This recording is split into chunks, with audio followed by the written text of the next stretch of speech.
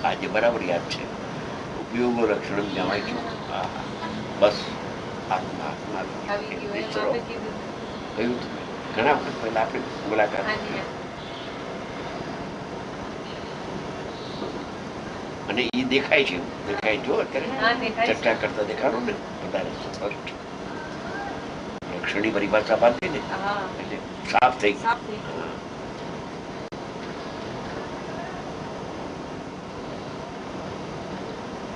ઉપયોગને જાણતા આત્મા આત્મા આવી ગયો.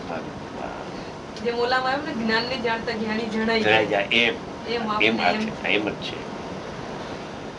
જે ઉપયોગ દુઃખને જાણે છે એ ઉપયોગ આત્માનો નથી, એ લક્ષણ નથી.